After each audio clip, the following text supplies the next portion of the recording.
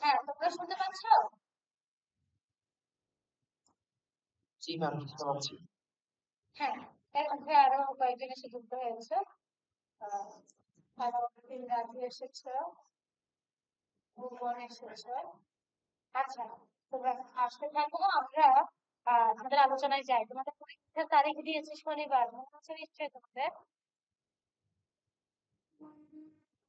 জি ma'am. হ্যাঁ, যে syllabus দিয়েছি ওই সিলেবাস অনুযায়ী প্রস্তুতি নিতে থাকো। খুব বেশি জটিল হবে না তোমাদের জন্য।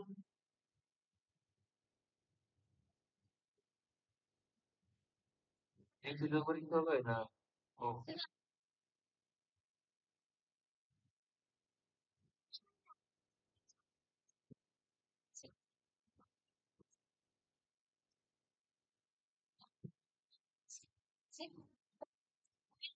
তাই পুরো ভালো করে পড়ো।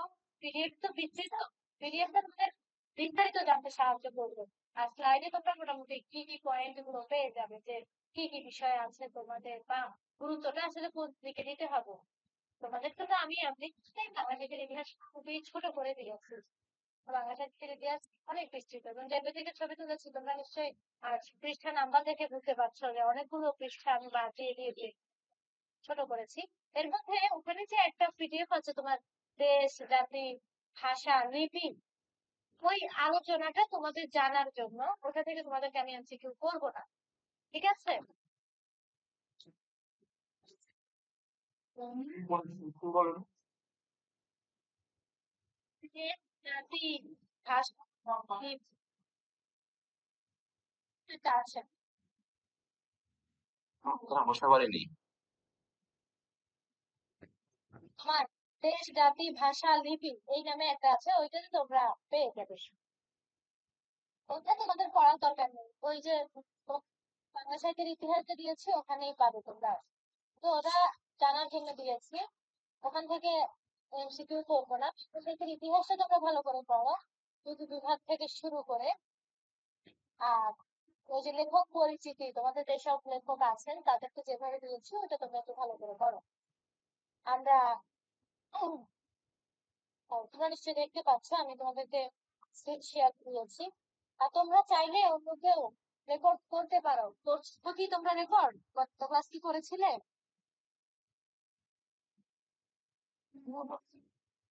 আচ্ছা, আমার মোবাইল থেকে, আমি তো মোবাইল থেকে ক্লাস নেই, তো যার কারণে তোমার রেকর্ডটা হচ্ছে না। আমি ঠিক জানি না এটা মোবাইলের প্রতিবন্ধকতা কিনা, তবে আমাকে ওই যে রেকর্ড করলাম, করার পরে বললো মেইল দিবে।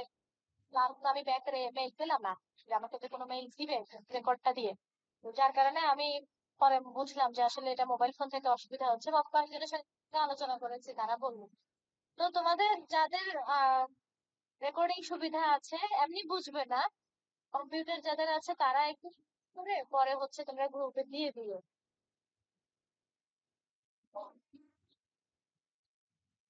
হ্যাঁ, কেউ একজন দায়িত্ব নিয়ে করো। কে করবে? সবাই মোবাইল থেকে। জি, ফোন দিয়ে করতেছে, এখন কেউ একটি ল্যাপটপ দিতেছে কিনা। আমি ওটাই জানতে চাচ্ছি, কারণ আমি তো এখান থেকে বুঝতে পারছি না কেউ ল্যাপটপে ক্লাস করছে কিনা। কেউ কি আছো? আচ্ছা, সবাই আমরা মোবাইল নিবো, অসুবিধা নেই তাহলে। দুর্ভাগ্য আমাদের রেকর্ডটা করা যাচ্ছে না। আমরা ল্যাপটপ আছে কি ভাই? আমি অন করতে হবে আর কি, আমি আপাতত ফোনে করছি। আপাতত ফোনে করছো। তাহলে তুমি এক কাজ করো, ল্যাপটপে গিয়ে একটু তুমি লগ ইন দিয়ে দেখো, তোমার ল্যাপটপ থেকে জয়েন দিয়ে দেখো ক্লাস। নাকি পারবে, নাকি সেটিং সময় লাগবে? 2 মিনিট লাগবে, 2 মিনিট। 2 মিনিটে সেট করো, তারপরে আর একটু আগে ছিল তো, আমার মনে করেন তখন একটু সমস্যা ছিল তো, কোন জায়গা থেকে প্রশ্ন হবে ঠিক করতে পারিনি। হ্যাঁ, আমরা বলে দিয়েছি গত ক্লাসে, তোমাদের সঙ্গে আমার গত ক্লাস যখন হলো, যে আমরা বাংলা সাহিত্যের ইতিহাস, বিশেষ করে যে যুগ বিভাগ আছে, প্রাচীন যুগ, মধ্যযুগ এবং আধুনিক যুগ, এই তিনটা যুগ, এবং আধুনিক যুগের যেসব লেখক সম্পর্কে আমি তোমাদেরকে একটা পিডিএফ দিয়েছি, সেই পিডিএফটা আমরা আজকে ওগুলো নিয়ে কথা বলবো, কথা বলার পরে তোমাদেরকে দেখাবো। দেখো, আমাদের বাংলা সাহিত্যে ৩ টা যুগ আছে, আমরা মোটামুটি এটা পড়ে ফেলেছি। এবং এই চর্যাপদ আমাদের প্রাচীন যুগে এখনো পর্যন্ত পাওয়া একমাত্র সাহিত্য নিদর্শন। মধ্যযুগের শুরুতে আছে শ্রীকৃষ্ণ কীর্তন কাব্য, আছে তোমার বৈষ্ণব পদ। এই দুইটার মধ্যে বিষয় অনেক মিল, তবে দুইটার বিষয় মিল হলেও ওই পার্থক্য কম না, পার্থক্য আমরা দেখতে পাই যে অনেক আছে। এক জায়গায় হচ্ছে লৌকিক প্রেম, আরেক জায়গায় ধর্মীয় প্রেম। এভাবে একই বিষয় নিয়ে লিখেও দেখো কিভাবে আলাদা হয়ে যেতে পারে।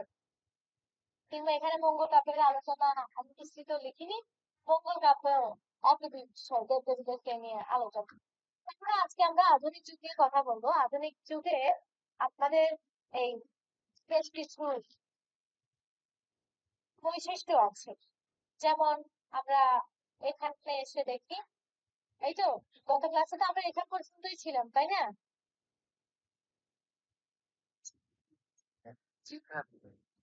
তোমাদের নিশ্চয়ই মনে আছে যে আমরা গত ক্লাসে প্রাচীন ও মধ্যযুগ এবং আধুনিক যুগের বৈশিষ্ট্যগুলো নিয়ে কথা বলেছি। কিভাবে আমরা বুঝলাম প্রাচীন যুগ থেকে আধুনিক যুগ আলাদা, কিভাবে মধ্যযুগ থেকে আধুনিক যুগ আলাদা হয়ে গেল, এর বেশ কিছু বৈশিষ্ট্য নিয়ে আমরা কথা বলেছি। এবং সব থেকে যেটা গুরুত্বপূর্ণ এখানে একটা তোমার পরিবর্তন সূচক চিহ্ন হিসেবে, সে হচ্ছে গদ্যের বিকাশ। বাংলা সাহিত্যিক গদ্যের বিকাশ, দেখো আমি গদ্যটাকে একটু মার্ক করে দিয়েছি যাতে তোমাদের এই যে চোখে পড়ে। সেই গদ্যের বিকাশের কারণে খেয়াল করে দেখো, আমি এবার একটু এখানে আসি, যে সাহিত্যিক গদ্যের যখন বিকাশ ঘটে তখনই আমাদের বাংলা সাহিত্যে বিশাল বিশাল গদ্য আকারে লেখা প্রকাশিত হতে শুরু করে। তো এই গদ্যের বিকাশের পেছনে ভূমিকা আছে মূলত ছাপাখানা। ছাপাখানা কি, যেখান থেকে তোমার এই যে টাইপ টাইপ রাইটিং করে করে অনেকগুলো একসঙ্গে প্রকাশ করা যায়। আমাদের বাংলায় এর আগে ছাপাখানা ছিল না, মানে বাংলা ভাষার ছাপাখানা। মনে রাখতে হবে, আমরা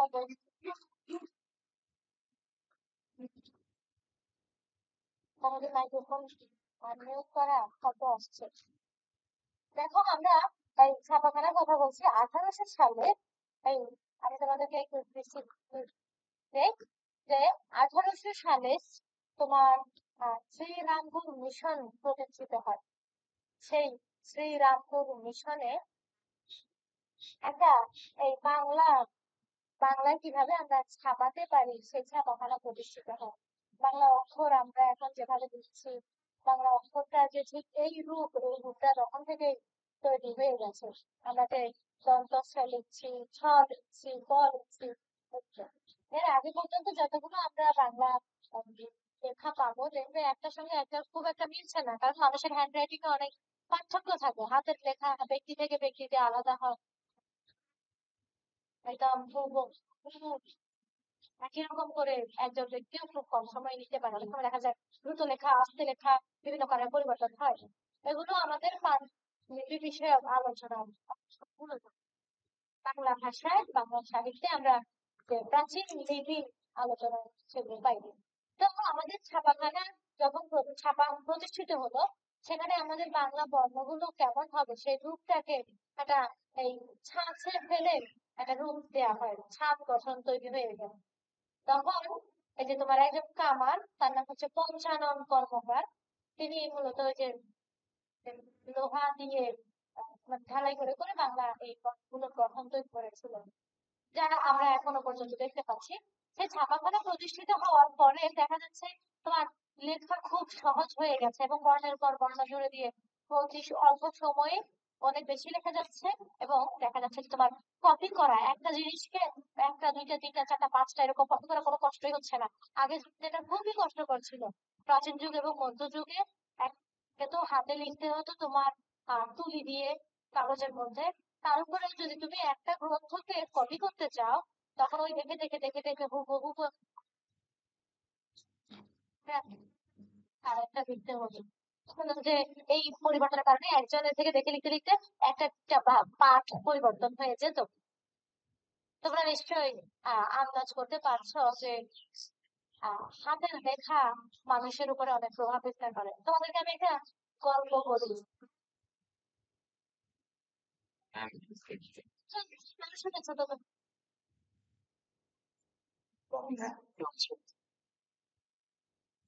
আমাকে শুনতে পারে? অনুমতি চায়। আচ্ছা, হ্যাঁ,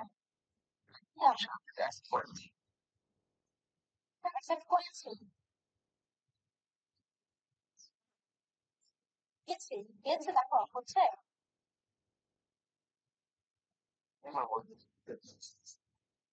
হ্যাঁ, রেকর্ড হচ্ছে।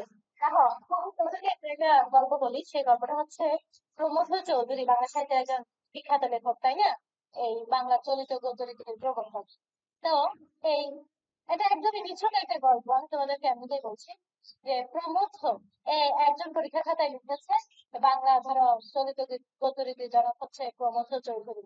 তো তাকে দেখে আরেকজন লিখেছে, এখন সে প্রমথ চৌধুরীর নামটা জানে না, সে বলছে সে হয়তো প্রথম লিখতে গিয়ে ভুলে লিখে ফেলেছে প্রমথ, উল্টা করে লিখে ফেলেছে, তখন সে লিখেছে প্রথম চৌধুরী।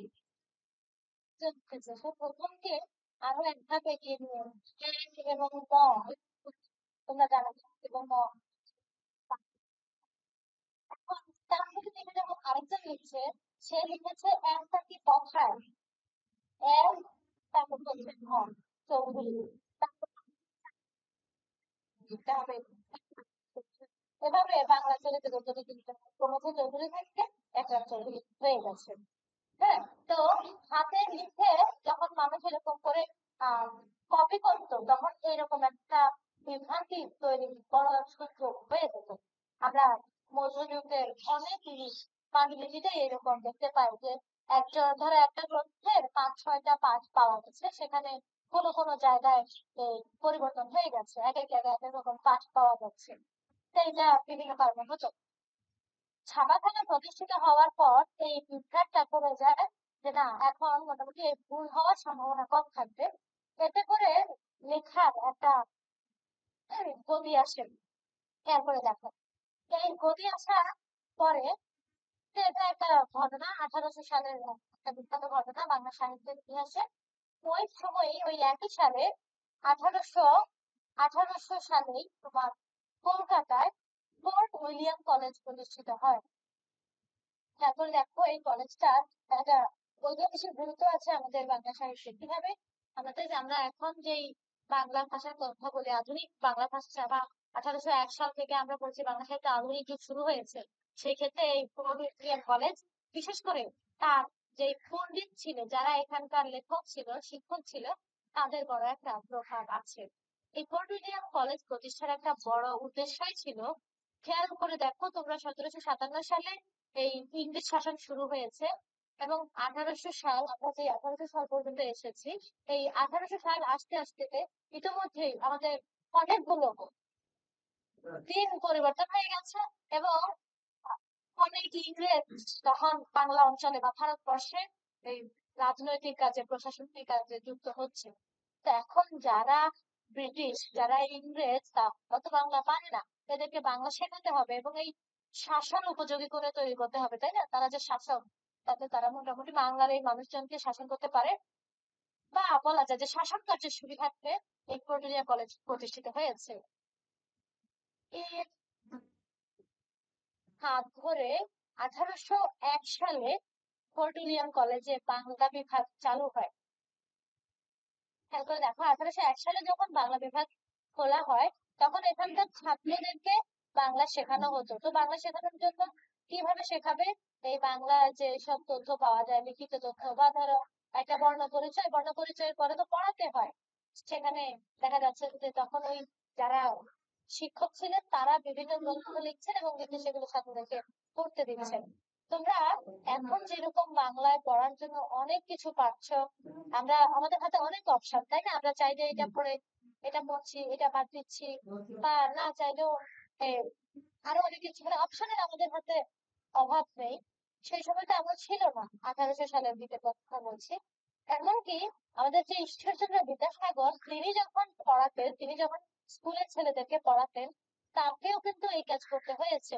তোমার প্রয়োজনীয় বই নেই, প্রয়োজনীয় আমরা যদি বলি যে রিডিং ম্যাটেরিয়ালস নেই, তখন তিনি নিজে ছাত্রদের জন্য বই লিখছেন।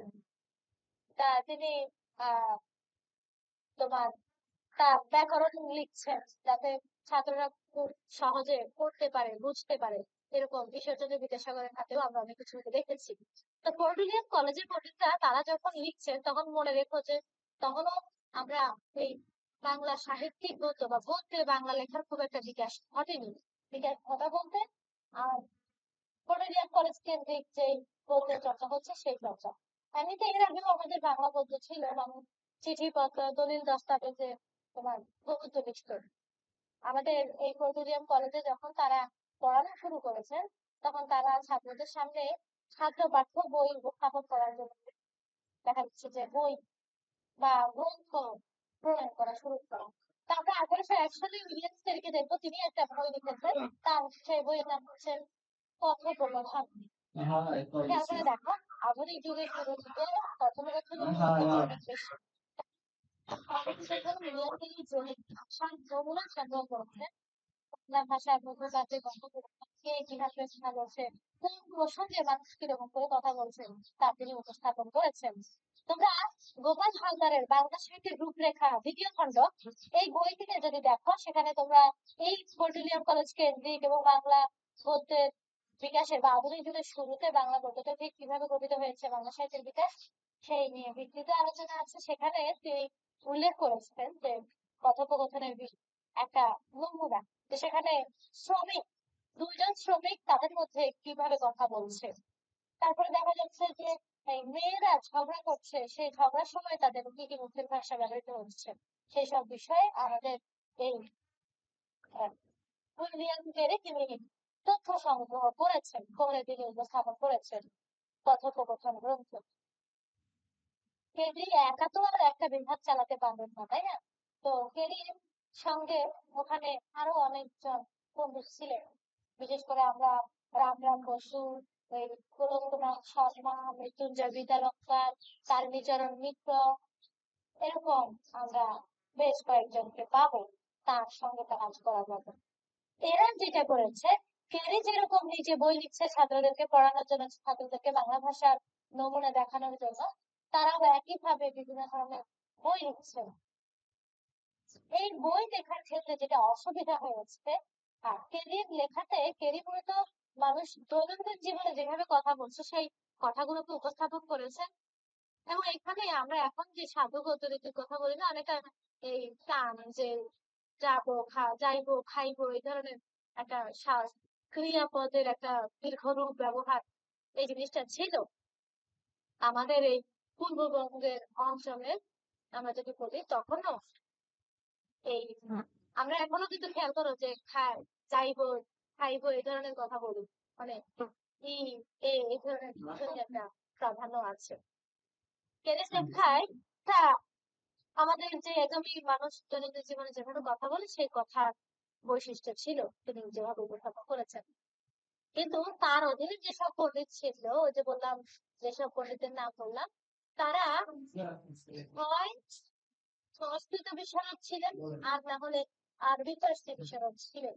অবশ্যই একজন ওই সময়ের শিক্ষিত বা তোমার পড়াশোনা জানা মানুষ ছাড়া তো আর যুক্ত করতেন না, পড়াশোনা জানা মানুষদেরকেই সেখানে নিয়োগ দেওয়া হয়েছে।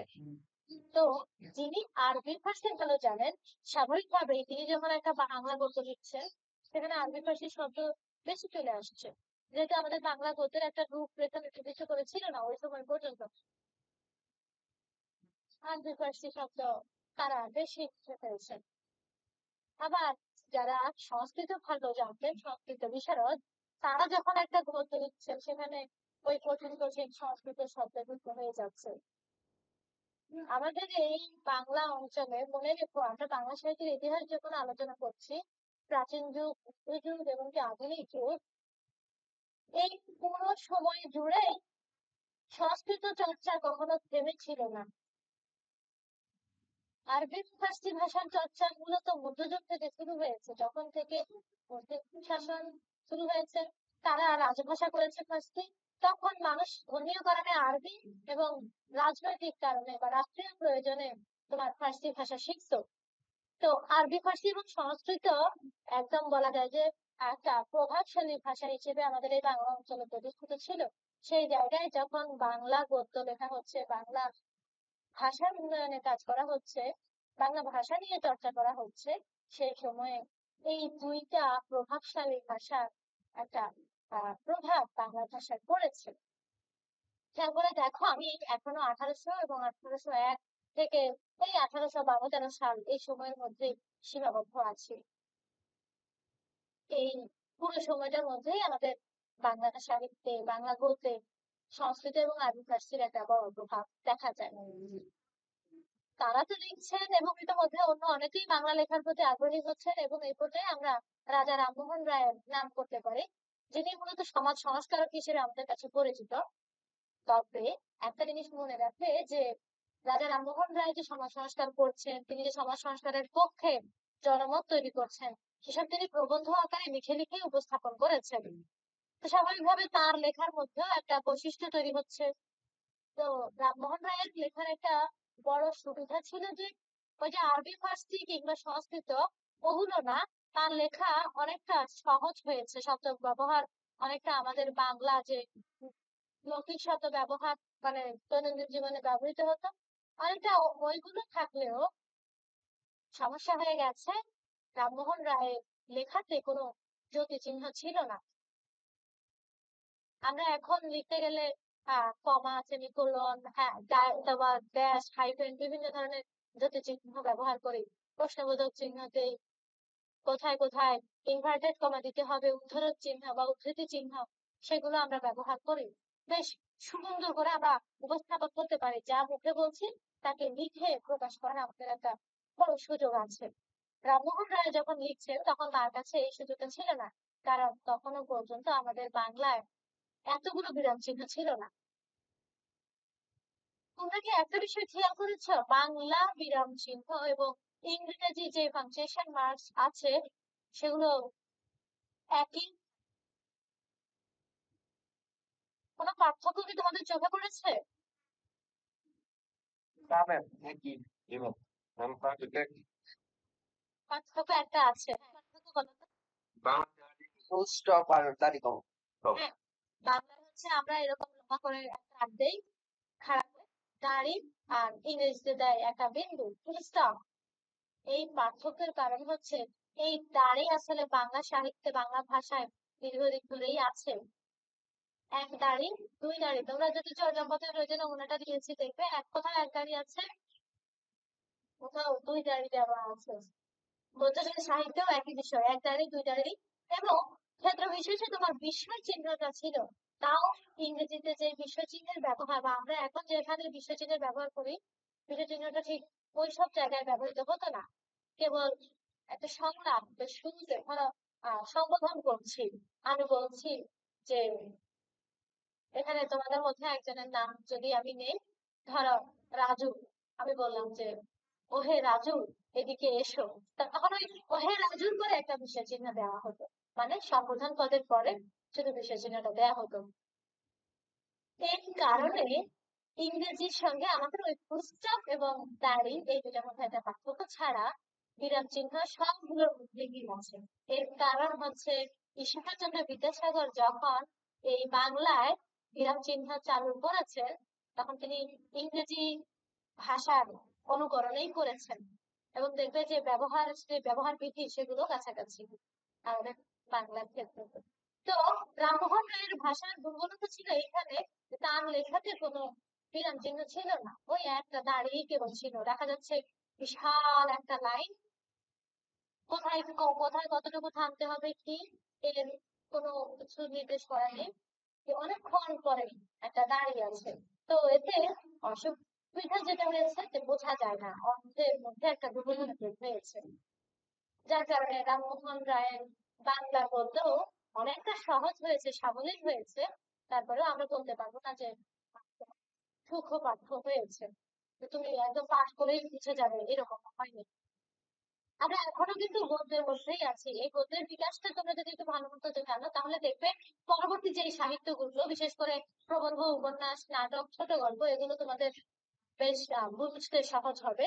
আমরা ঈশ্বরচন্দ্র বিদ্যাসাগরের লেখায় প্রথম এই প্রচেষ্টা দেখবো, তাও তিনি যে একদম লেখা শুরু করেই এই কাজ করেছেন তা না, তিনিও লিখতে লিখতে লিখতে লিখতে বুঝলেন যে তার লেখার দুর্বলতা কোথায়, এবং দুর্বলতাটা তিনি কাটিয়ে ওঠার চেষ্টা করেছেন ইংরেজি সাহিত্য বা ভাষার অনুকরণে। সেখান থেকে তিনি যখন লেখার মধ্যে দাড়ি কমা সেমিকোলন এগুলো সবকিছু প্রয়োগ করা শুরু করেছেন, দেখা গেল যে পড়তে বেশ আরাম লাগছে, যাকে আমরা বলি সূক্ষ্ম পাঠ্য। এবং তার শব্দগুলো অনেকটা পুরোপুরি সংস্কৃত প্রভাবিত না, আবার একদম আমরা যে দৈনন্দিন জীবনে বাংলা বলি তেমনও না, বেশ পরিবর্তন করে নিয়েছেন বা বলা যায় যে পরিবর্তিত হয়েছে। এতে করে আমরা এখন এই সময়ে এসে যারা ঈশ্বরচন্দ্র বিদ্যাসাগরের লেখা পড়বো তাদের কাছে মনে হতে পারে যে লেখাটা কঠিন, কিন্তু 1850 সালের আগে পিছে সেই সময়ে যারা ঈশ্বরচন্দ্র বিদ্যাসাগরের লেখা পড়ছিলেন তাদের কাছে মনে হয়েছে যে অনেকটা তো সহজ, সাবলীল, গতিময়।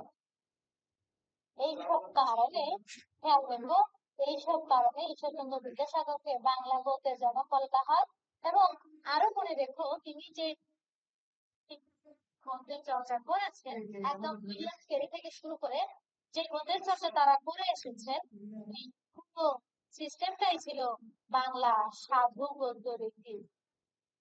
খেয়াল করে দেখো, আমরা বলছি বাংলা সাধু গদ্য রীতি, কারণ ওই সাধু গদ্য রীতি নির্মাণ করা হয়েছে, এটা একটা কৃত্রিম ভাষা। শুধু বাংলা গদ্য আমরা কিভাবে লিখবো, এই লেখার সিস্টেমটা চালু করার জন্য, এই লেখার সিস্টেমটাকে প্রচলিত করার জন্য এই সাধু গদ্য রীতি নির্মাণ করা হয়েছে। সাধু গদ্য কারো মুখের ভাষা ছিল না, সাধু ভাষায় কেউ কথা বলে না। তোমরা নিশ্চয়ই ব্যাকরণে যখন পড়েছো এই সাধু এবং চরিত্র রীতি, সেখানে পড়েছো যে সাধু রীতি সংলাপ এবং বক্তৃতা এর অনুপযোগী। কারণ সাধু ভাষায় আসলে মানুষ কথা বলতো না, সাধু ভাষা কেবলই একটা লেখার ভাষা হিসেবে তৈরি করা হয়েছে, নির্মাণকৃত ভাষা। এই নির্মাণ শব্দটা থেকে আমি তোমাদেরকে একটু গুরু দেখতে বলছি। মনে রেখো, বিদ্যা বা জ্ঞান চর্চা আমাদের এই উপমহাদেশে অনেক আগের থেকে একটা সম্মানের জায়গা ছিল।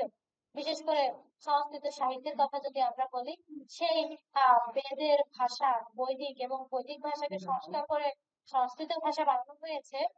সুতরাং এই যেখানে তোমার লেখা থাকতো, বিদ্যা লেখা থাকতো, তখন তো শিক্ষিত মানুষ বলতে তোমার ওই সংস্কৃত ভাষাই বেশি জানতো। সেই হিসেবে বিদ্যা বা লিখিত কোনো কিছুর একটা আলাদা গুরুত্ব ছিল। একটা বলা যায় যে পবিত্রতা রক্ষা বা পবিত্র এরকম একটা গুরুত্ব ছিল সাধারণ মানুষের কাছে। সেই হিসেবে যখন 1800 সালের দিকে 1801 বা 1800 সাল এই সময় আমাদের যখন বাংলা সাহিত্যিক গদ্যের বিকাশ ঘটছিল, সাহিত্যিক গদ্যের বিস্তার ঘটানো হচ্ছিল, সেই সময় ওই সাধারণ দৈনন্দিন জীবনে আমরা যেই ভাষায় কথা বলি সেই ভাষা থেকে সাহিত্যের ভাষা, লেখার ভাষাকে কিছুটা আলাদা করার প্রবণতা ছিল। আমি তোমাদেরকে বলছি, আলাদা করার ইচ্ছা ছিল, সেই ইচ্ছা থেকে এই সাধু গদ্য রীতিটা বিকশিত হয়েছে। এই সাধু গদ্য রীতি জীবনে ধরে প্রচলিত ছিল, এখনো আছে। তবে আমাদের সরকারি বিভিন্ন কাগজপত্রে দেখবে যে এখনো সাধু রীতিতে লেখা হয়। অর্থাৎ তারা বলা যায় দেখছে যে, তাই না, এই ধরনের করে লেখা থাকে দস্তাবেজে। আমাদের যে বিভিন্ন আইনি কার্যক্রম নোটিশ সরকারি ভাবে যেগুলো আসে সেগুলোকে এইভাবে লেখা হয়। পরিবর্তন হচ্ছে। আমরা এই সাধু গদ্যরীতি বিকাশের ক্ষেত্রে দেখতে পাবো যে প্রারম্ভিক হিসেবে তো এরা আছেই, এর বাহিরে এই সময়ে উপন্যাসে বলো, তোমার ছোট গল্প বলো, সব জায়গায় বা মানুষ এই সাহিত্যিক গদ্যরীতি হিসেবে সাধু রীতিকে গ্রহণ করেছেন। বঙ্কিমচন্দ্রের উপন্যাসে, প্রবন্ধে, রবীন্দ্রনাথের লেখায়, মাইকেল মধুসূদন দত্তের লেখা, সেসব ক্ষেত্রে সাধু রীতির একটা বড় প্রভাব আছে, তারা গ্রহণ করেছেন। এই সময় যে মানুষ পদ্ধতি ভুলে গেছে ব্যাপারটা এরকম না। মনে রাখবে, যে সময় সাধু গদ্যরীতিকে মানুষ এরকম চিন্তা ভাবনা করছে যে কি হবে কি হবে, কিভাবে কি লিখবো, সেই সময়টাতেও মানুষ কথ্য ভাষায় কথা বলতো। সাধু ভাষার কথা আমরা বলছি, এটা হচ্ছে লিখিত রূপ। এইগুলো নিয়ে আমরা এখন যখন সাধু চরিত্র নিয়ে কথা বলবো, হয়তো আরো বিস্তৃত করবো। এখন আমাদের সাহিত্যের ইতিহাস জানার জন্য, যেহেতু ভাষার ইতিহাস এবং সাহিত্যের ইতিহাস সম্পৃক্ত, সেই সম্পৃক্ততা বোঝানোর জন্য হচ্ছে সাধুচরিত অর্থনীতি এগুলো নিয়ে হয়েছে। তো দেখা যায় যে 1850-এর পরে যখন মোটামুটি ঈশ্বরচন্দ্র বিদ্যাসাগরের হাত ধরে আমাদের বাংলা সাধু অর্থনীতি একটা এই চর্চার ধারা তৈরি করে ফেলেছে, তারপরে আস্তে আস্তে উপন্যাস লেখা শুরু হচ্ছে, উপন্যাসের বিস্তার করতে শুরু করে, কবিতার মধ্যে একটা জোয়ার আসে, মাইকেল মধুসূদন দত্তের হাত ধরে যা শুরু হয়। তারপরে দেখা যাচ্ছে তোমার প্রবন্ধ তো অনেক আগে থেকেই শুরু হয়ে গেছে, প্রবন্ধ সাহিত্যের বিস্তার করতে থাকে, নাটক লেখা হতে থাকে, এবং সবশেষে ছোট গল্প লেখা হয়। ছোট গল্পের শুরুটা সাধু পদ্ধতিতে দিয়ে শুরু হয়ে গেছে। আমরা ফোর্ট উইলিয়াম কলেজের অবদান বা ফোর্ট উইলিয়াম কলেজের বাংলা গদ্যের বিকাশের যে গুরুত্ব, এটা বেশ ভালোভাবে মনে রাখবো। এই যে সাধু গদ্য নিয়ে লেখালেখি শুরু হলো, আমি যদি তোমাদেরকে বলি যে বাংলা লেখা এই যে সাধুলিপি এতটা প্রচলিত হওয়ার পেছনে আরেকটা প্রভাব রয়েছে, সাময়িক পত্র। সাময়িক পত্র মানে হচ্ছে এই যে আমরা যে বিভিন্ন পত্র পত্রিকা পড়ি সেগুলো দৈনিক হতে পারে, তোমার আহ পাক্ষিক হতে পারে, সাপ্তাহিক হতে পারে, মাসিক পত্রিকা হতে পারে, ত্রৈমাসিক হতে পারে, এরকম বিভিন্ন ধরনের পত্রিকা সেই সময় প্রকাশিত হতে শুরু করে।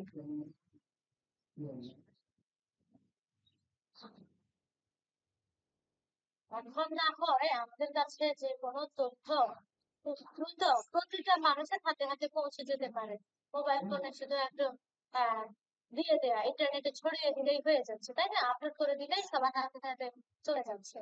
আগে তো এমন ছিল না। আগে মানুষ এই লিখতো, লিখে সেগুলোকে ছাপাতো, ছাপিয়ে তারপরে মানুষের কাছে বিতরণ করতো।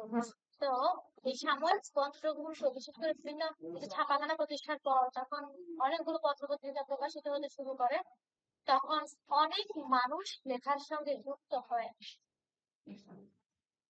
খেয়াল করে দেখো, আমরা প্রাচ্যযুগ এবং মধ্যযুগে অল্প কিছু গোষ্ঠীকে লেখালেখিতে যুক্ত হতে দেখেছি, তাও তারা বিশেষ উদ্দেশ্য সাধনের জন্যই লিখতেন।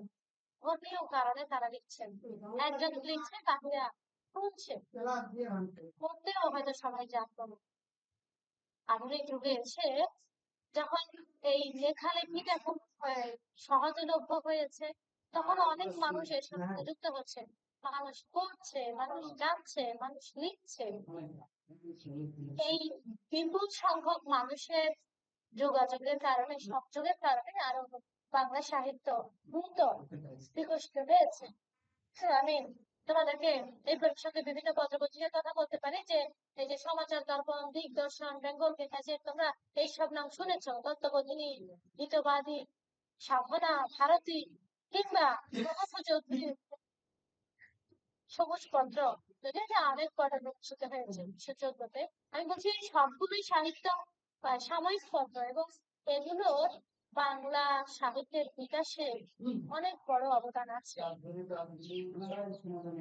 বিষয় নিয়ে লেখা হচ্ছে, বিভিন্ন মানুষ লিখছেন এবং পাঠক তৈরি হচ্ছেন, বাংলা সাহিত্যের পাঠক তৈরি হতে শুরু করে। সেই সময় পাঠকদের চাহিদা মেটানোর জন্য বিভিন্ন বিষয়, বিভিন্ন বৈচিত্র্য আমাদের এই বাংলা সাহিত্যে চলে আসে।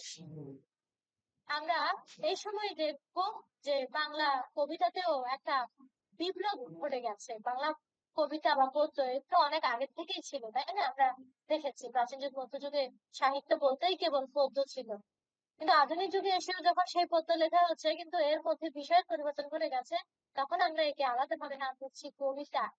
বিশেষ করে একে বলা হয় গীতি কবিতা, যেখানে মানুষের মনের প্রাধান্য দেওয়া হচ্ছে, মানুষের আবেগ অনুভূতি, বিশেষ করে যিনি লিখছেন তার আবেগ অনুভূতির প্রাধান্য দেওয়া হতো।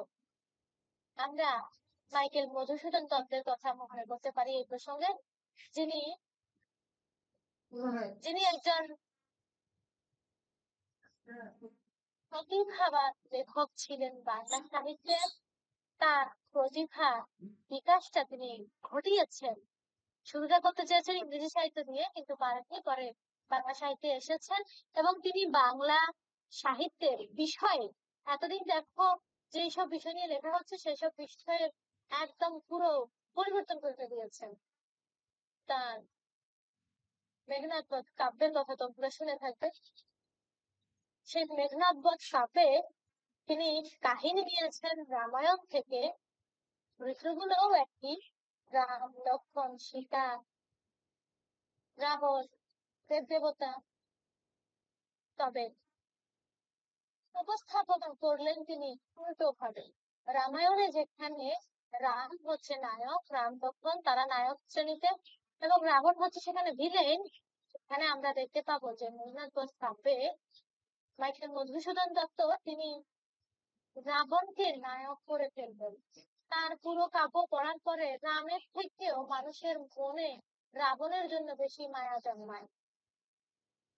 তিনি বিষয়ে বৈচিত্র্য এনেছেন, তিনি আঙ্গিক ভেঙেছেন। আঙ্গিক বলতে সে সাহিত্যের যে কাঠামো, ছন্দ তিনি নির্মাণ করেছেন। তোমরা জানো যে সনেট, বাংলা সাহিত্যের প্রথম সনেট লিখেছেন মাইকেল মধুসূদন দত্ত, এগুলো তোমরা পড়ে এসেছো। তিনি পয়ার, প্রাচীন যুগ এবং মধ্যযুগে যে চর্যাপদ, শ্রীকৃষ্ণ কীর্তন কাব্য, মঙ্গল কাব্য, যেগুলো মোটামুটি ছন্দগুলো একই রকম পয়ার বলা হয় সেই ছন্দকে, সেই ছন্দকেও তিনি ভেঙেছেন। তিনি সেখানে ওই এক লাইনের পরে দ্বিতীয় লাইনে মিল থাকবে, তৃতীয় লাইনে আরেক রকম মিল থাকবে, এরকম এই অন্তর্মিল, এই ভাবনাটাকে তিনি ভেঙে দিয়েছেন। তোমরা যদি বিভীষণের প্রতি মেঘনাদ পড়ে থাকো, তাহলে তোমাদের নিশ্চয়ই মনে থাকার কথা যে এটা অমিত্রাক্ষ ছন্দে লেখা। শেষে মিল থাকা বাধ্যতামূলক না, এক লাইনের পরে আরেক লাইন, লাইনের শেষে যে মিল থাকতে হবে এমন কোনো কথা নেই। যেমন অন্তর্মিলের প্রসঙ্গে আমি চর্চা করতে, যেটা এখানে আছে সেই নমুনাটা দেখাতে পারি। খেয়াল করে দেখো যে চর্যাপদের নমুনাটাই যে এখানে ডাল, এই ডালের সঙ্গে কাপ, এই শব্দটা মিলানো, পরিমাণ, পরিমাণের সঙ্গে জান, এইটা মিলানো, মরিয়ই মরিয়ই, এরকম করে মিলানো, এটা হচ্ছে অন্তমিল। মাইকেল মধুসূদন দত্ত তিনি তার কাব্যে এই মিলের যে জায়গা, সেই জায়গাটা ভেঙে দিয়েছেন। সেজন্য এটাকে বলা হয় অমিত্রাক্ষর ছন্দ। শেষে মিল থাকতে হবে না, এবং এক লাইনেই যে শেষ হবে। দেখো এখানে একটা লাইন করে এক দাঁড়ি, দুই লাইন করে দুই দাঁড়ি দেওয়া হয়, মানে এই যে একটা, এই বাক্যে দাঁড়ির মধ্যে দিয়ে এই বাক্যটা এখানেই তার সবকিছু শেষ। বাক্যে এখান থেকে বাকি সবকিছু বাদ দিয়েও প্রথম একটা লাইন নিয়েই তুমি এটার অর্থ করতে পারবে। যে মাইকেল মধুসূদন দত্তের মেঘনাদ কাব্যে কোনো একটা মাঝখানের লাইন থেকে নিয়ে তুমি বুঝতে পারবে না যে এখানে আগে কিছু কি বলা হয়েছে। প্রবাহিত হয়ে গেছে, প্রবাহিত ভাবের প্রবহমানতা তিনি নিয়ে এসেছেন। তো যাই হোক, এগুলো আমাদের কবিতার ক্ষেত্রে মধুসূদন থেকে বোঝার এবং আধুনিক সাহিত্য বোঝার থেকে সেগুলো ভূমিকা রাখে। তা আমরা দেখি যে এই এই সময়ে এসে অনেক পরিবর্তন হয়েছে আমাদের বাংলা সাহিত্য। মাইকেল মধুসূদন দত্তের হাত ধরে, কিংবা যে আমরা বৃহস্পতিখানের কবি বলেছি যে চন্দ্রগুপ্ত, চন্দ্রগুপ্তের লেখাতে বিষয় বৈচিত্র্য কিছু কিছু ছিল। তবে আমরা গীতি কবিতা বলতে যে গীতি কবিতা বুঝিয়েছি, যেখানে কবি মনের একান্ত আবেগ অনুভূতি প্রকাশিত হয়েছে, সেটি আমরা প্রথম দেখতে পাই বিহারীলাল চক্রবর্তী তার লেখাতে। খেয়াল করে দেখো যে বিহারীলাল চক্রবর্তীকে বলা হয় বাংলা সাহিত্যের ভোরের পাখি। এই নামটাও দিয়েছেন রবীন্দ্রনাথ ঠাকুর। কেন? কারণ আমরা এই প্রাচীন যুগে, মধ্যযুগে দেখতেছি বেশিরভাগ সাহিত্য লেখা হচ্ছে হয় ধর্মকে নিয়ে, আর না হলে রাজসভা কেন্দ্রিক সাহিত্য লেখা হতো। বিশেষ করে মঙ্গল কাব্যগুলো, মঙ্গল কাব্যের লেখকরা অধিকাংশই ছিলেন কোনো না কোনো রাজার সভাকবি, কোনো না কোনো রাজার পৃষ্ঠপোষকতা দিয়ে তারা সাহিত্য রচনা করতে, সেটাই ছিল তাদের আয়ের উৎস। বিহারীলাল চক্রবর্তী তিনি প্রথম বাংলা সাহিত্যে বলা হয় যে এইসব, মানে যে প্রচলিত এই ধারা ছিল সেই ধারা থেকে সরে এসেছেন। তিনি কি করলেন? তিনি কবিতা লিখেছেন, তার নিজের দুঃখ কষ্ট আনন্দ বেদনা, মানে খুবই হৃদয়ের একান্ত কথা উপস্থাপন করেছেন। খেয়াল করে আমরা প্রাচীন যুগ, মধ্যযুগ এবং আধুনিক যুগের পার্থক্য বা বৈশিষ্ট্য বোঝাতে গিয়ে বলেছিলাম যে ওই সময়ে মধ্যযুগের লেখকরা দুঃখের কথা লিখছেন, রাধার দুঃখ শুনে কান্না চলে আসবে তোমার, কিন্তু এটা কবির দুঃখ না, যিনি লিখছেন তার দুঃখ না, রাধার দুঃখ। অন্যজনের দুঃখের কথা লেখক উপস্থাপন করছেন।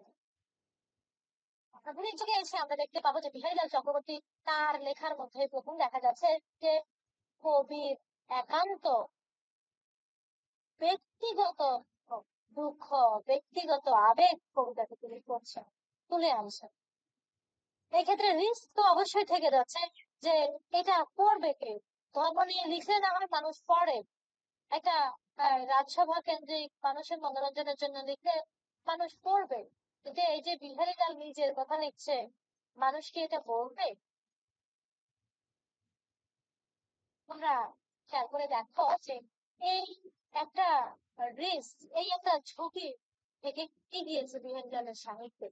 রবীন্দ্রনাথ যাকে একটা শক্তি হিসেবে উপস্থাপন করেছেন, বলছেন যে বিহারীলাল এত কিছুর দিকে নজর দেননি, তিনি একান্ত ভাবে নিজের কথাই লিখে গেছেন। তার কবিতা আদৌ কবিতা হয়েছে কিনা, তার কবিতা শুনে কবিতা পড়ে মানুষ হাততালি দিবে কিনা, এই দিকে তিনি তো, যাতে তিনি বাংলা মানে আর নিজের কথা বলবেন, কে বললো, কে কি প্রশংসা করলো না করলো, এদিকে তার আগ্রহ ছিল না।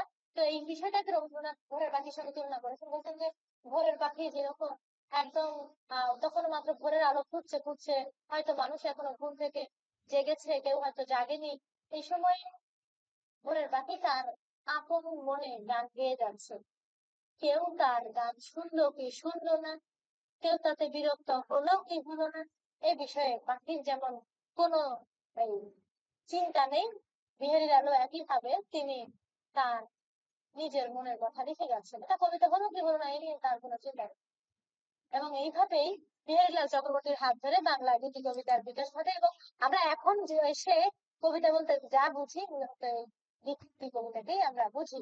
যদিও কবিতার অনেকগুলো শাখা আছে, আমরা কবিতা নিয়ে যখন আলোচনা করবো তখন তোমাদেরকে এই বলবো যে কবিতা যখন আমরা পড়ব, আরো অনেক শাখা আছে, সেগুলোর বিষয় ভিত্তিক বৈচিত্র্য আছে, এবং কেমন ভাবে সেটা লেখা হচ্ছে, আঙ্গিক বা আমরা যদি বলি যে ফর্ম, কবিতার স্ট্রাকচারটা কি, সেই হিসেবেও অনেকগুলো ভাগ আছে। তো বিহারীলাল চক্রবর্তীর তার বিখ্যাত কাব্য হচ্ছে তোমার সাধের আসন কিংবা সারদা মঙ্গল কাব্য, এই ধরনের কিছু কাব্য। বিহারীলালের একটা বড় প্রভাব রবীন্দ্রনাথ ঠাকুরের উপর পড়েছে।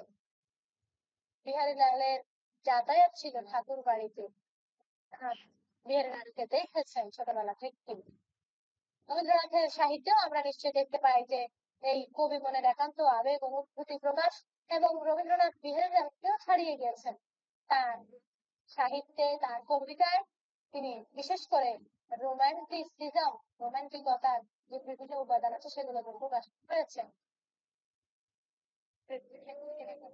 প্রকৃতির প্রকাশ, নির্জনতা, এবং রবীন্দ্রনাথের সাহিত্য অনেক পাঠ বদল আছে। প্রথম পর্ব থেকে দ্বিতীয় পর্ব, দ্বিতীয় পর্ব থেকে তৃতীয় পর্ব, এক একটা পর্বে রবীন্দ্রনাথ নিজেকেই ছাড়িয়ে গিয়েছেন। বিশেষ করে রবীন্দ্রনাথ সাহিত্যে মোটামুটি স্বর্ণযুগ, বা আমরা যদি বলি যে তার কবি প্রতিভার দেখা যায় তোমার মানসী, চিত্রা, চৈতালি, কণিকা, কল্পনা, নৈবেদ্য, সোনার তো ওইসব কাব্যকে অবলম্বন করে। পরে তো আর তার অনেক বিষয়বস্তু পরিবর্তন হয়েছে, এই ধর্মকেন্দ্রিক তিনি লিখেছেন। তার গীতাঞ্জলি মনে রেখো, এখানে অনেক বেশি আধ্যাত্মিকতা প্রকাশ ঘটেছে।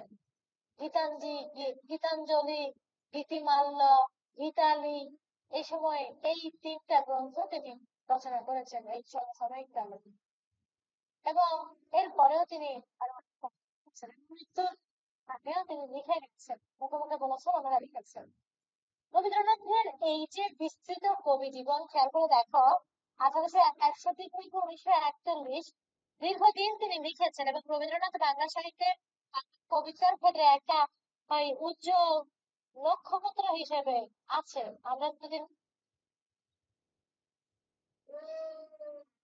নক্ষত্রকে কেন্দ্র করে গ্রহগুলো আবর্তিত হয়, তাই না? রবীন্দ্রনাথ ঠাকুর যখন বাংলা সাহিত্যে সপ্রতিভায় বিকশিত, সেই সময়ে অনেক লেখক ছিলেন যারা রবীন্দ্রনাথের মতো করে কাব্য লেখার চেষ্টা করতেন। রবীন্দ্রমোহন বাগচি, তারপরে তোমার করুণানিধান বন্দ্যোপাধ্যায়, চিরন্তন চট্টোপাধ্যায়, আমরা এরকম অনেকে পাবো যারা ওই সময়ে লিখেছেন, তবে তাদের লেখার খুব বেশি স্বাতন্ত্র্য ছিল না। রবীন্দ্রনাথের মতো করে তারা লিখেছেন ওই একই ভাব, ভাষা, বৈশিষ্ট্য। এরপরে দেখা যায় যে একদল আসেন যারা রবীন্দ্রনাথের যে চিন্তা ভাবনা, কাব্য ভাবনা, এগুলো থেকে অনেকটা দূরে সরে এসেছেন। রবীন্দ্রনাথ তো কাউকে বলেননি যে আমাকেই অনুসরণ করো, আমার মতো করে কবিতা লিখো, তাই না? মানুষ করতো, মানুষ লিখেছে তার মতো করে। তারপরে দেখা যায় সময় অনেক পরিবর্তন হয় এবং মানুষের দৈনন্দিন জীবনে, রাজনৈতিক জীবনে, সামাজিক জীবনে অনেক পরিবর্তন আসে। এরপরে আমরা কাজী নজরুল ইসলাম, মহিদুল্লাহ আহ মজুমদার, সত্যেন্দ্রনাথ দত্ত, এদের মতন বিভিন্ন লেখককে পাবো। বিশেষ করে কবিতারা, এই কবিদেরকে আমরা পাবো যারা বাংলা কবিতাতে অবদান রেখেছেন। কাজী নজরুল, রবীন্দ্রনাথ তোমাদের পাঠ্য আছে কবিতা, তোমরা এই দুজনকে বেশ গুরুত্ব দিয়ে পড়বে। জীবনানন্দ দাশও আছে, সৈয়দ শামসুল হক আছে, তবে তিনি কবি হিসেবে না, নাট্যকার হিসেবে তোমাদের পাঠ্য আছে। এই কাজী নজরুল কিংবা মহিদুল মজুমদার, এদেরও পরে পরবর্তী দশকের লেখক হিসেবে আমরা পাবো এই যে জীবনানন্দ দাশ, বুদ্ধদেব বসু, বিষ্ণু দে, সুধীন্দ্রনাথ দত্ত, অমিয় চক্রবর্তী, এদের মতো কবিদের। আমরা কিন্তু কবিতার আলোচনায় আছি, মনে রেখো, আমরা পড়ছি কবিতার কথা। এরা বাংলা সাহিত্যে বিষয়ের ক্ষেত্রে আরো অনেক পরিবর্তন করেছে। রবীন্দ্রনাথ তখনও বেঁচে আছেন, কিন্তু দেখা যাচ্ছে যে রবীন্দ্রনাথ তার মতো করে লিখছেন, রবীন্দ্রনাথের লেখায় এরা প্রভাবিত হচ্ছে। আবার এদের লেখার, এদের সমালোচনার প্রভাব রবীন্দ্রনাথের উপর পড়ছে। এরকম আমরা বিভিন্ন ধরনের দিক দেখতে পাবো। খেয়াল করে দেখো, আমরা আধুনিক যুগের কথা বলেছি, 1801 সাল থেকে শুরু হয়েছে এবং কবিতার ক্ষেত্রে 1923 সালের আগ পর্যন্ত এই রবীন্দ্রনাথ থেকে আগের লেখকদের একটা বড় প্রভাব ছিল। 1923 সালের পরে এসে এখানে ওই যে জীবনানন্দ দাশ, বুদ্ধদেব বসু, বিষ্ণুদেব, এদেরকে নিয়ে একটা ধারা গড়ে ওঠে। এদেরকে বলা হয় 20-এর দশকের কবি বা কলরীয় কবি গোষ্ঠী। একটু খেয়াল রেখো, এরপর থেকেই মূলত আসলে বাংলা সাহিত্যের কবিতার যে ধারা, এটা দশক ধরে ধরে আমরা বিবেচনা করি। 40-এর দশক, 50-এর দশক, 60-এর দশক, 70-এর দশক, 80, 90 এবং এই যে এখনো যে চলছে।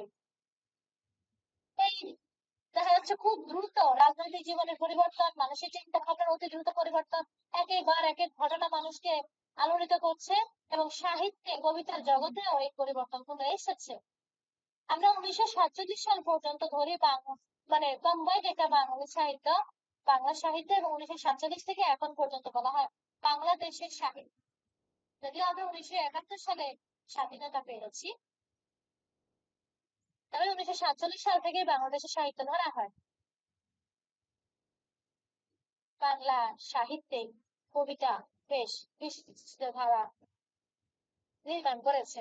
এই যে তোমার শামসুর রহমানকে দেখতে পাচ্ছ, এখানে আরো ছিল ফারুক আহমদ, সৈয়দ আলী আহসান, আছে তোমার সৈয়দ শামসুল হক, আল মাহমুদ, শহীদ কাজী রফিক আজাদ, রুদ্র মোহাম্মদ শহীদুল্লাহ। আমরা এখন আরো অনেক লেখককেই পেতে পারি।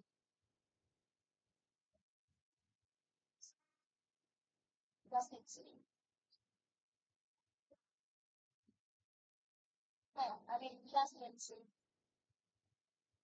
দেখো, আমরা এই প্রসঙ্গে যদি দেখি যে কবিতার যে ইতিহাসটা আমরা আলোচনা করলাম, এরপরে কবিতা তো অনেক বিস্তৃত। দেখো, আধুনিক যুগে এসে একটা শাখা নিজে নিজে বিস্তৃত হচ্ছে, নিজ নিজ গতিতে বিস্তৃত হচ্ছে, অনেক লেখকের সঙ্গে যুক্ত হচ্ছে এবং এর মধ্যে অনেক লেখক তাদের বিচিত্র ধরনের সাহিত্য নিয়ে উপস্থিত হচ্ছে। কবিতার কথা যদি আমরা মোটামুটি, আসলে তো অনেক আলোচনা আছে, আমরা সংক্ষেপে বলছি। প্রবন্ধ সাহিত্যের কথা কিছুটা আমরা বাংলা গদ্যের বিকাশ প্রসঙ্গে বলে ফেলেছি। এই রামমোহন রায়, সত্যেন্দ্র বিদ্যাসাগর, তাদের যে প্রবন্ধ সাহিত্যে অবদান, তাদের কথা, এবং বিশেষ করে ঈশ্বরচন্দ্র পর্যন্ত তো বাংলা গদ্য তৈরি হচ্ছিল, বাংলা গদ্যের একটা রূপরেখা কেমন হবে তা নিয়ে কাজ চলছিল। এরপরে আমরা দেখি যে বঙ্কিমচন্দ্র থেকে শুরু করে তারা বাংলা প্রবন্ধ সাহিত্যকে আরো বেশি সমৃদ্ধ করেছেন। তোমরা বঙ্কিমচন্দ্রের কমলাকান্তের দপ্তরের নাম শুনে থাকবে। এই যে কমলাকান্তের দপ্তরে কিংবা এই তোমার বঙ্গীয় কৃষকদেরকে নিয়ে তার যে লেখা চিন্তা ভাবনা সেসব বিষয় উপস্থাপন করছেন, সামাজিক নানা ন্যায়, তোমার অন্যায় অসঙ্গতি সেগুলো তিনি উপস্থাপন করেছেন প্রবন্ধের মাধ্যমে। রবীন্দ্রনাথ ঠাকুরকে আমরা পাবো, হরপ্রসাদ শাস্ত্রীকে পাবো, যার প্রবন্ধ তোমাদের একটা পাঠ্য আছে তৈল। সেই হরপ্রসাদ শাস্ত্রী তিনি সংস্কৃত বিশারদ ছিলেন, সংস্কৃত পণ্ডিত ছিলেন। তিনিও সুন্দর সহজ সাবলীল ভাবে বাংলা গদ্য লিখেছেন, বাংলা প্রবন্ধ লিখেছেন। আমরা প্রবন্ধ সাহিত্যে বিভিন্ন বিষয় পাবো, বিশেষ করে রবীন্দ্রনাথের প্রবন্ধে তোমরা দেখবে যে তিনি শিল্প, সাহিত্য, সংস্কৃতি, ভাষা, রাজনীতি বিভিন্ন বিষয় নিয়ে প্রবন্ধ লিখছেন। তার প্রবন্ধের কবি হিসেবে যেমন তিনি প্রসিদ্ধ, ঔপন্যাসিক হিসেবে যেমন প্রসিদ্ধ, ছোট গল্পের জনক হিসেবে যেমন তিনি প্রসিদ্ধ, তিনি একজন প্রবন্ধকার, এই ক্ষেত্রেও তার প্রসিদ্ধি আছে। তোমরা অবশ্য জানো যে বাংলা সাহিত্যে যতগুলো সাহিত্য প্রকরণ আছে, যতগুলো শাখা আছে, এক মহাকাব্য ছাড়া রবীন্দ্রনাথ সবগুলো সাহিত্য শাখায় বিচরণ করেছেন। রবীন্দ্রনাথের যুগ আস্তে আস্তে মহাকাব্য ছিল না, মহাকাব্য শেষ হয়ে গেছে বলা হয়ে থাকে। মাইকেল মধুসূদন দত্ত লিখেছেন, তারপরে হেমচন্দ্র রবীন্দ্রচন্দ্র লিখেছেন, কিন্তু ওগুলো খুব একটা প্রভাবিত হয়নি। আর বিশেষ করে হেমচন্দ্র রবীন্দ্রচন্দ্র, এটা মাইকেল মধুসূদন দত্তের প্রভাব আছে। একইভাবে আমরা এর মধ্যে আরো অনেক প্রবন্ধীকে পাবো। শোনো, প্রবন্ধ সাহিত্যের বিস্তার বেশ বড়। আমরা এখানে এই মোটর প্রতিনিধিত্বশালী যারা আছেন তাদেরকে নিয়ে কথা বলছি। যেমন প্রমথ চৌধুরীর কথা যদি আমরা বলি, তিনি প্রবন্ধ সাহিত্যের বিস্তার ঘটিয়েছেন। তার লেখা ছোট গল্প আছে, অন্যান্য আলোচনাও আছে, তবে আমরা তাকে বিশেষ করে প্রাবন্ধিক হিসেবে জানি। কারণ ওই যে তার যে 1914 সালে প্রকাশিত সবুজ পত্র, সেই সবুজ পত্রে তিনি বিভিন্ন বিষয় নিয়ে যে প্রবন্ধ লিখেছেন, পরবর্তীতে সেগুলো তিনি প্রকাশ করেছেন, কিংবা তাকে কেন্দ্র করে অন্যান্যরা যে লেখার বিস্তার করেছেন, সেসব কারণে প্রমথ চৌধুরীর একটা বড় প্রভাব আমাদের কাছে আছে। তার প্রবন্ধ সংগ্রহ আছে বড়, অনেক বিষয় নিয়ে তিনি লিখেছেন। কাজী আব্দুল ওদুদ, তাকে আমি একটা প্রতিনিধিত্বকারী লেখক হিসেবে এখানে দেখেছি। তিনি হচ্ছেন মূলত মুসলিম সাহিত্য সমাজ, এই নামক একটা সমাজ ছিল, সাহিত্য গোষ্ঠী, তাদের প্রতিনিধিত্বকারী একজন। এখানে আমরা আরো অনেক কিছু পাবো, আবু ফজল, তারপরে তোমার কাজী মোতাহার হোসেন, এরকম অনেক লেখক সেই সময় ছিলেন, যারা মুসলমানদের, বিশেষ করে যারা এই পশ্চাৎপদ মুসলিমরা তো ইংরেজ শাসনে পিছিয়ে ছিল, তারা ইংরেজদেরকে খুব একটা ভালো চোখে দেখতো না, ইংরেজি শিক্ষাকে তো গ্রহণ করার একদমই ঘোর বিরোধী ছিল। আস্তে আস্তে আস্তে আস্তে তাদের মধ্যে এই পরিবর্তন গুলো আসে। তোমরা স্যার সৈয়দ আহমদের নাম জানো, এইসব ক্ষেত্রে যারা এই আহ, বাঙালি মুসলিমদের শিক্ষার ক্ষেত্রে অবদান রেখেছেন, এরকম আরো অনেকেই আছে। বেগম রোকেয়া, তাকে নারী জাগরণের অগ্রদূত, কিংবা বাঙালি মুসলিম নারীদের যে অগ্রগতি, সেই অগ্রগতি সাধনে যে রোকেয়ার অবদান আছে, তাও তিনি প্রবন্ধ আকারে লিখতে চাচ্ছিলেন। এছাড়া তার উপন্যাসে আছে, গল্পও তিনি লিখেছেন, মতিঝুর প্রথম এবং দ্বিতীয় খণ্ডে তার গল্পগ্রন্থও আছে। সেখানে রোকেয়ার এই প্রাবন্ধিক প্রক্রিয়াটাই তার বেশি, বিশেষ করে অবরোধ তিনি লিখেছেন বিখ্যাত রয়েছে তার সেখানে। এবং বাংলা প্রবন্ধ সাহিত্য এখনো পর্যন্ত বিস্তৃত আছে, আমরা অনেক প্রবন্ধকে জানি। এবার আমি তোমাদেরকে যদি আধুনিক যুগের আরো একটি বৃহৎ শাখা, যেটি আমাদের বাংলাদেশে আধুনিক যুগে সৃষ্টি হয়েছে, প্রাচীন যুগ পদ্ধতিতে এত বৈচিত্র্য ছিল না, আধুনিক যুগে এসে এতগুলো বৈচিত্র্য তৈরি হয়েছে। আমরা যদি বলি যে মধ্যযুগের উপন্যাস ছিল বা মধ্যযুগের উপন্যাস করতে, তাহলে তোমরা নিঃসন্দেহে বলে দিতে পারবে বাংলা সাহিত্যে মধ্যযুগে কোনো উপন্যাস ছিল না। আমাদের উপন্যাস শিল্পের বিস্তারও ঘটেছে তোমার এই আধুনিক যুগে এসে, বিশেষভাবে যখন গদ্যের বিকাশটা এই সুগঠিত হয়েছে, মানুষের ভাব প্রকাশটা সহজ হয়েছে, তখন এই উপন্যাসের বিকাশ হতে শুরু করে। এখানে যদিও আমি শুরুতে তোমাদেরকে প্যারিচাঁদ মিত্রের নাম দিয়েছি, তোমরা শুরুতে আরেকজনের নাম দিতে পারো। তার নাম হচ্ছে তিনি একজন খ্রিস্টান নারী, হ্যানা ক্যাথারিন মোলেন্স। তিনি একটা উপন্যাস লিখেছেন কল্পনীয় করুণার বিবরণ বলে। যদিও তাকে আমরা সমালোচকরা উপন্যাস হিসেবে খুব একটা স্বীকৃতি দেন না, কারণ সেখানে মূলত ধর্মীয় বিষয় প্রাধান্য পেয়েছে। যে খ্রিস্টান ধর্মের মাহাত্ম্য বর্ণনা করার জন্য তিনি লিখেছিলেন। তবে ওই উপন্যাস রচনার প্রাথমিক চেষ্টা হিসেবে বাংলা সাহিত্যে তার নাম আছে। এরপরেই আমরা যাকে পাবো 1858 সালে, যিনি প্যারিচাঁদ মিত্র। তিনি লিখেছেন আলালের দুলাল বলে একটি উপন্যাস। খেয়াল করে দেখো, প্যারিচাঁদ মিত্র। হ্যাঁ বলো। তাহলে তো আমার কাছে কত আমরা অ্যান্সার কি বলা হয়। বাংলা সাহিত্যের প্রথম উপন্যাস বলা হয় তোমার আলালের দুলালকে।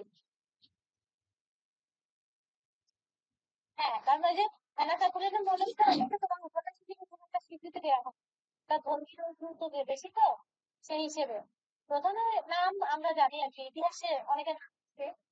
প্রথম লেখা বলা হয় প্যারিচাঁদ মিত্রের আলালের দুলাল, এবং তোমরা জানো যে সার্থক উপন্যাস বলা হয় পূর্ণচন্দ্রনীকে বঙ্কিমচন্দ্রের।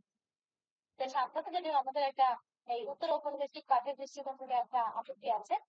সে যাই হোক, আমরা প্যারিচাঁদ মিত্রকে পাই, যিনি আলালের দুলাল লিখেছেন, এবং তিনি ওই সময়ে উপস্থাপন করেছেন যে সময় সমাজটা কেমন ছিল।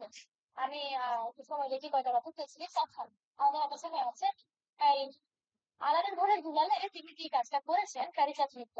তার প্রকৃত নাম হচ্ছে টেকচাঁদ ঠাকুর। তোমরা বিভিন্ন জায়গায় সাংস্কৃতিক প্রকৃতি নিতে গেলে বাংলা সাহিত্যের ইতিহাসে পাবেন।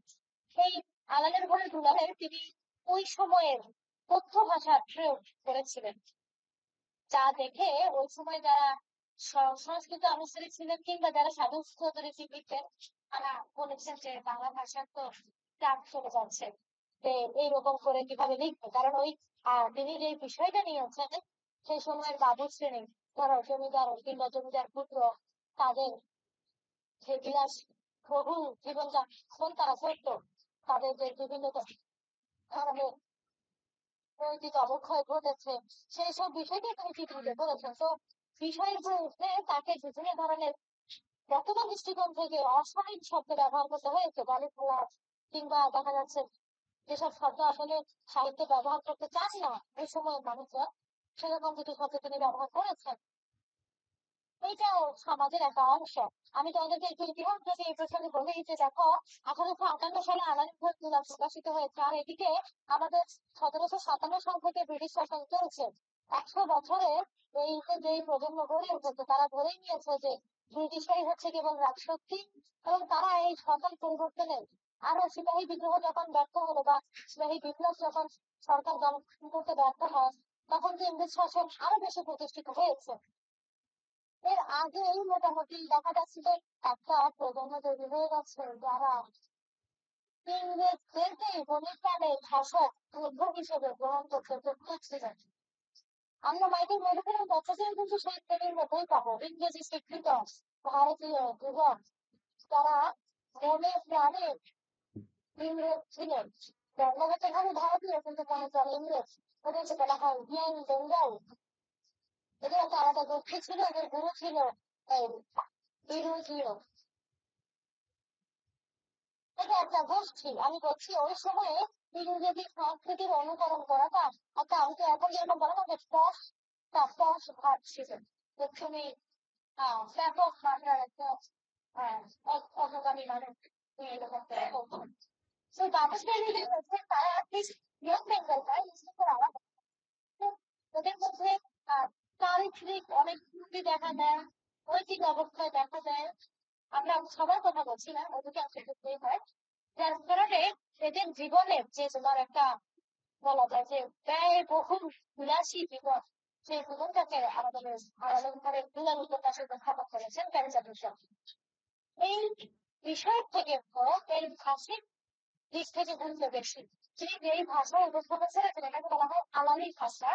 ওই ভাষায় তিনি চেয়েছেন যে আমরা যেই ভাষায় কথা বলি সেই ভাষাতেই সাহিত্য লিখে বসে থেকে দিই পরবর্তীতে এসে নিয়ে আরো ভালো হবে এবং দেখা যাচ্ছে অন্য কেউ ওখানে পৌঁছাবার সাথে কাজটা করেনি এখন কিন্তু 1900 আমরা আরেকটা লেখা পাবো যে লেখার লেখক হচ্ছে কালীর প্রফুল্ল শিক্ষক তিনি লিখেছেন ভূতল পেঁচার ব্যবসা ভূতল পেঁচার ব্যবসাতেও একইভাবে তিনি কিছু তার অঞ্চলে তথ্য হচ্ছে লেখা চেষ্টা করেছেন তাও পরিবার পেয়েছে এবং প্রতিবাদের কারণে পরবর্তীতে মানুষ তথ্য লেখার চেষ্টা করেন এবং এটা কিন্তু উনিশশো চব্বিশ আগে তথ্য ভবনে তেমনভাবে ধরা হয়নি তাদের ভেতরেতেই মোটামুটি চলছে আমাদের সাহিত্যের মধ্যে এইভাবেই আমরা দেখবো যে বঙ্কিমচন্দ্র চট্টোপাধ্যায় তার লেখা স্বাধীনতা ছিল বঙ্কিমচন্দ্র রবীন্দ্রনাথ শরৎচন্দ্র মানিক তারাশঙ্কর বিভূতি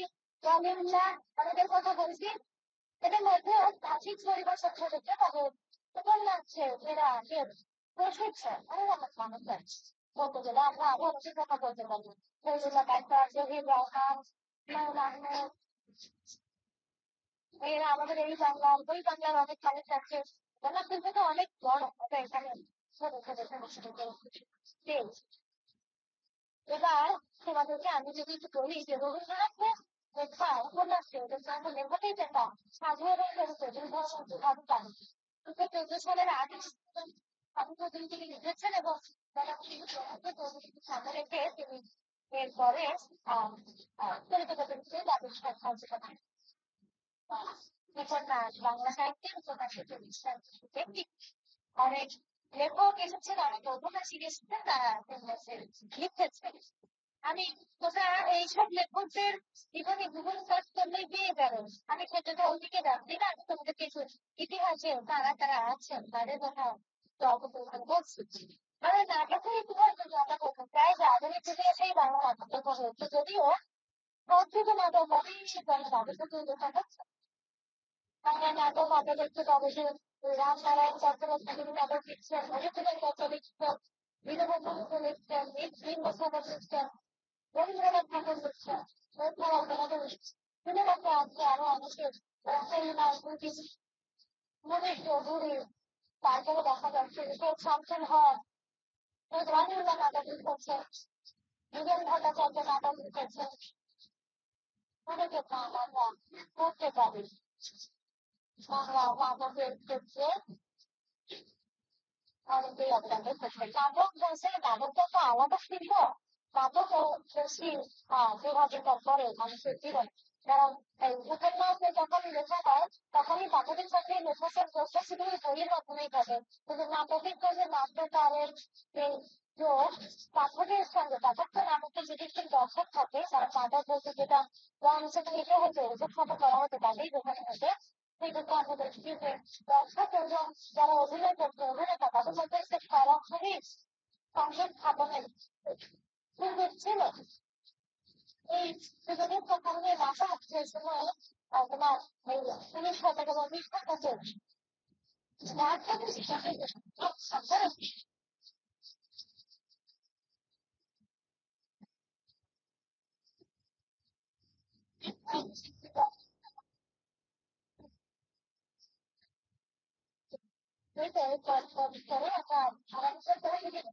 তারা সরাসরি করে দিবে তখন সেটা আরো ভালোভাবে দেখতে নাটক হবে আরো সবাইকে ভাবে দেখানো করতে পারে এটা অভিনয়ের মধ্য দিয়ে মানুষের অনুষ্ঠান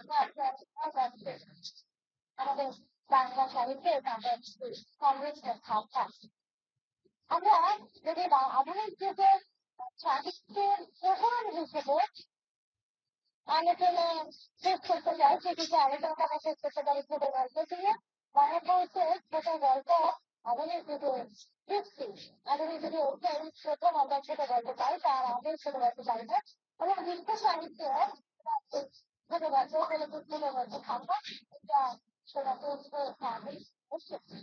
তো আমাদের বাংলা সাহিত্যে রবীন্দ্রনাথ ঠাকুর প্রথম ছোট গল্প এর আগে কিন্তু ছিল গল্প ছিল বড় গল্প ছিল It's a whole bit of time to have your work.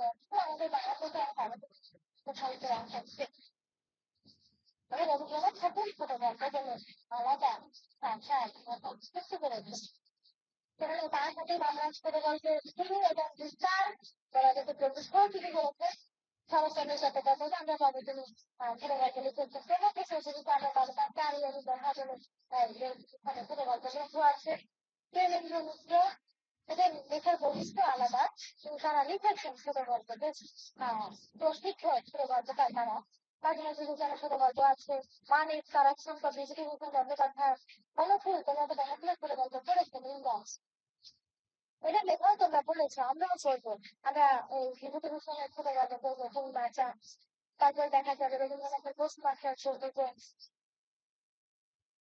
আসলে যেমন ইতিহাসের গল্প আছে তোমাদের ছোট গল্প সেই হলিউডের ছোট গল্প লিখেছেন তার শিক্ষাতে বিখ্যাত অনেকগুলো ছোট গল্প আছে সেই হলিউডরা আছে একজন লেখক তিনি যা চিত্র শিখেছেন তিনি লিখেছেন খুবই অল্প কিন্তু যা চিত্র লিখেছেন তা পুরাই বিখ্যাত ছোট গল্প বলো নাটক শোনো উপন্যাস বলো সবগুলোই বিখ্যাত তো আমরা সেগুলো দেখো কিছু নামান্তরের জায়গাকে আমরা বলছি সবগুলো সাহিত্যেই পাচ্ছি আবার কিছু কিছু আছে যে আপনারা যে নির্দিষ্ট শিক্ষক থেকে আসছেন আমরা উল্লেখ করছি তাদেরকে তোমরা এই নামগুলো নিয়ে গুগল সার্চ করলে অনেক কিছু পেয়ে যাবে এই সাহিত্য শাখাগুলো নিয়ে অনেক আলোচনা আছে বাংলা সাহিত্যের ইতিহাস শিখে তো উইকিপিডিয়াতে বেশ বড় আলোচনা পাবে এছাড়াও আমি তোমাদেরকে যে পিডিএফ দিয়েছি সেই পিডিএফ দিয়েছি সেখানেও তোমরা আলোচনা পাবে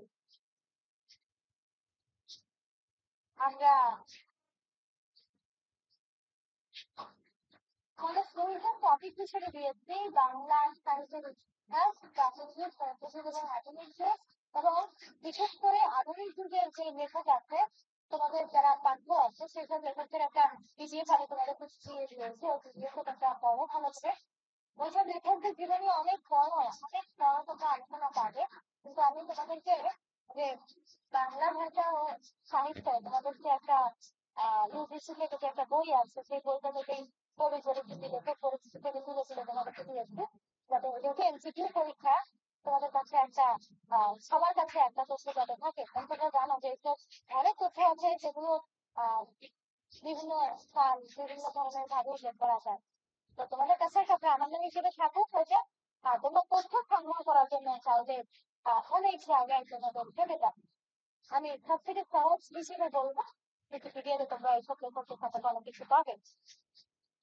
এরা সবাই প্রতিষ্ঠিত এদের নিয়ে অনেক কথাই আছে তো এই তো আমাদের মোটামুটি বাংলা সাহিত্যের ইতিহাসের আলোচনা আজকের ক্লাসে আমরা শেষ করে দিলাম তোমাদের এই বিষয়ে পরীক্ষা হবে এবং পরে আমরা নাটকের আলোচনায় যাবো আমরা এর মধ্যে ব্যাকরণ নিয়েও কিছু বলবো ব্যাকরণিক কিছু বিষয় এবং আমরা কিছু কবিতাও পড়ার চেষ্টা করবো তোমাদের নিজের আগে মানে নিজের সিলেবাসের একটা ধারণা আর তোমাদের দিতে দিয়েছি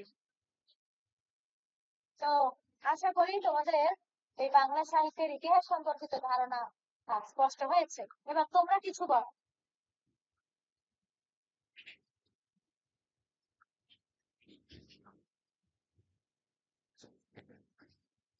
তোমরা কি বুঝেছ এই ম্যাম মোটামুটি বুঝছেন হ্যাঁ মোটামুটি বুঝেছ এবার পড়ো পিডিএফ গুলো পড়লে দেখবে যে এই এখন তাজা তোমাদের এই কনসেপ্ট গুলো মাথায় থাকবে যে এখন এই পিডিএফ গুলো পড়ে পড়ে দেখবে যে সুন্দর করে বোঝা হয়ে যাচ্ছে তারপরেও যদি তোমরা না বোঝো আমি তো আছি কোনো অসুবিধা নেই তোমরা আমাকে যদি মনে করো যে ক্লাস নেওয়া প্রয়োজন আমি তোমাদের ক্লাস নিবো যদি মনে করো যে না ক্লাস নেওয়ার প্রয়োজন নেই একটু কথা বললেই সমাধান হয়ে যাবে তোমাদেরকে আমি সেই সমাধান তোমরা আমার সঙ্গে কথা বলে দিতে পারো কোনো সংকোচ রাখবে না আমি বারবার করে তোমাদেরকে বলি যে তোমরা এইসব ক্ষেত্রে কোনো সংকোচ রাখবে না হোমওয়ার্ক তো তোমাদের অবশ্যই সাবমিট করতে হবে হোমওয়ার্ক আমি হোমওয়ার্ক দুইটাই করছি আমার হোমওয়ার্কটা কি গেছে নাকি যায়নি আমি তো বলতে পারতেছি না হোমওয়ার্ক তোমরা যদি টার্ন করো টার্ন করলেই আমার কাছে এসে জমা হবে আমি তো এই যে 2-3 দিন একটু ক্লাসের চাপ বেশি থাকে সেজন্য চেক করার সময় পাচ্ছি না তোমাদেরকে আমি চেক করে দিব রিপ্লাই দিয়ে দিব যারা এখনো চিন্তা করছো যে হোমওয়ার্ক দিব কি দিব না আমি বারবার বলছি যে হোমওয়ার্ক তোমাদের দিতেই হবে কারণ আমার ওখানে লেখা আছে ম্যাম আজকে হোমওয়ার্ক আছে আজকে কোনো হোমওয়ার্ক আছে না ম্যাম আগের দুইটা তো করছি যে তো আজকের হোমওয়ার্ক হচ্ছে ওই যে বাংলা সাহিত্যে আধুনিক যুগের আজকে যে দিয়ে আলোচনা আমি তোমাদেরকে স্লাইডটা দেখিয়েছি সেই স্লাইডটা তোমরা আহ, ওইটা থেকেই তোমরা দেখে দেখে লিখ। আর যদি তোমরা চাইলে কবিতার ক্ষেত্রে আরো অনেক কবির নাম যোগ করতে চাও, উপন্যাসের ক্ষেত্রে ঔপন্যাসিকের নাম যোগ করতে চাও, কোনো অসুবিধা নেই। তবে বাংলা সাহিত্যের যে পাঁচটা স্পষ্ট শাখা আছে, কবিতা, উপন্যাস, ছোট ছোট গল্প, এখানে কারা কারা আছেন সেই সব লেখকদের তোমরা শুধু তুলে দিবে। দেখো আমি কাছে বসে খুঁজতে লিখো, শুধু তোমরা তুলে দিবে, ঠিক আছে? এই জি কাজটা ম্যাম। করবে। হ্যাঁ, জি তো ম্যাম। ঠিক আছে, ভালো থেকো। তোমাদের উপস্থিতি আমি নিয়ে নিয়েছি, স্ক্রিনশট নিয়েছি, পেয়ে যাবে তোমরা। আর ভূগোল তুমি গুগল ক্লাসরুমে আপলোড করে দিবে। আর আজকে ক্লাসের আপডেট দিবে, আমি দেখি কে দিবে। আজকের ক্লাসের আপডেট দিবে মৃগাঙ্ক, রোল 5, তুমি দিবে। জি ম্যাম। ঠিক আছে, ভালো থেকো, তোমাদের সমস্যা